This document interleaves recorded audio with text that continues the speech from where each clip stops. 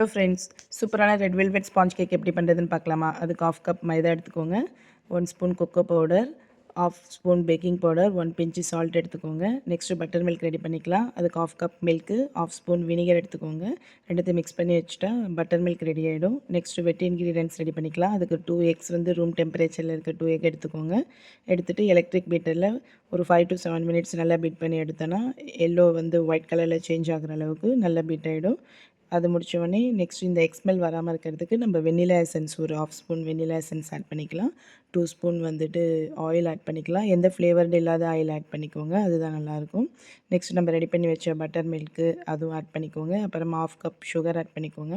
Add பண்ணிவிட்டு நல்லா mix பண்ணி எடுத்துக்கோங்க. இது வந்து ரெட் வெல்வெட் கேக்குன்றதால ஃபுட் கலர் ஆட் பண்ணிக்கலாம். ரெட் ஃபுட் கலர் உங்களுக்கு எவ்வளோ தேவையோ அதுக்கேற்ற மாதிரி அட்ஜஸ்ட் பண்ணி ஆட் பண்ணிக்கோங்க.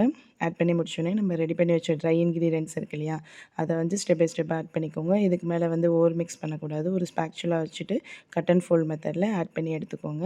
இதில் நம்ம வந்து பேக்கிங் சோடா இன்னும் ஆட் பண்ணல இல்லையா, அதை வந்து லாஸ்ட்டில் பேக்கிங் சோடா வந்துட்டு ஒரு 1/4 டீஸ்பூன் பேக்கிங் சோடாவில் ஒரு 1/2 ஸ்பூன் வினிகரை மிக்ஸ் பண்ணி ஊற்றிட்டு ரெடி பண்ணிவிடுங்க. அவ்வளோதான். நம்ம ரெடி பண்ணி வச்ச ட்ரேயில் இந்த பேட்டரை ஊற்றிடுங்க. ஊற்றிட்டு ப்ரீ ஹீட் பண்ண ஓவனில் 180 டிகிரி செல்சியஸில் 20 to 25 மினிட்ஸ் வச்சு எடுத்தால் நம்மளுடைய ஸ்பாஞ்சி ரெட் வெல்வெட் கேக் சூப்பராக ரெடி ஆகிட்டும். பாருங்கள் எப்படி இருக்குன்னு சொல்லிட்டு. பார்க்க மட்டும் இல்லை, செமையாக வந்து இருந்துச்சு இது. அவ்வளோதான் ஃப்ரெண்ட்ஸ். இதுக்கப்புறமா வந்து இதை வந்து ஐசிங் பண்ணுறதா இருந்தால் ஒரு 3 லேயராக கட் பண்ணி எடுத்துகிட்டு ஐசிங் பண்ணிக்கோங்க. நான் இதுதான் ஃபஸ்ட் டைம் ஐசிங் பண்ணது. ஏதோ எனக்கு தெரிஞ்ச மாதிரி நான் ஐசிங் பண்ணியிருக்கேன். இது வந்து ஹஸ்பண்ட் பர்த்டேக்கு தான் நான் பண்ணேன் நான். இந்த கேக் எப்படி இருந்துச்சுன்னு சொல்லிட்டு 10க்கு எவ்வளோ மார்க் தரலான்னு சொல்லிட்டு கமெண்ட் பண்ணுங்கள். இந்த வீடியோ பிடிச்சிருந்தா லைக் பண்ணுங்கள், ஷேர் பண்ணுங்கள், சப்ஸ்கிரைப் பண்ணுங்கள். இது 1/2 kgக்கான மெஷர்மெண்ட்டு தான். ட்ரை பண்ணி பார்த்துட்டு எப்படி இருக்குன்னு சொல்லுங்கள் ஃப்ரெண்ட்ஸ். பாய்.